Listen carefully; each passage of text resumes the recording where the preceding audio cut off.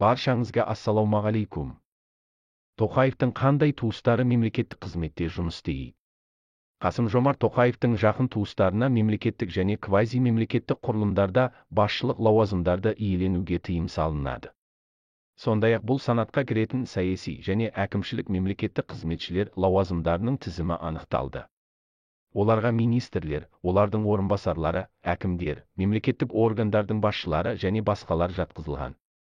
Квази-мемлекеттік секторда бар. Заң бойынша президенттің жақын туыстарына ата-анасы, балалары, асырап алғандар, туған және немере аға-інілері мен апа-сіңлілері, атасы, әжесі, немерелері жатады. Сонымен қатар, сыбайлас жемқорлыққа қарсы іс-қимыл туралы заңнама құдалар, яғни ерлі-зайыптылардың жақын туыстары үшін шектеулер белгілейді.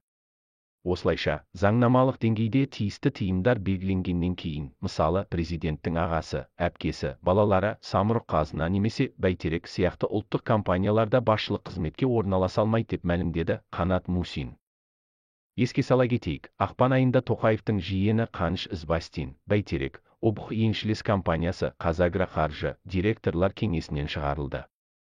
Біз әлемде және Қазақстан жаңалықтар жайында шындықты айтамыз. Лайк, коммент арқылы көмектесіңіз. Жазылуды ұмытпаңыз. Бұл арна үшін сіздерден ең үлкен көмек.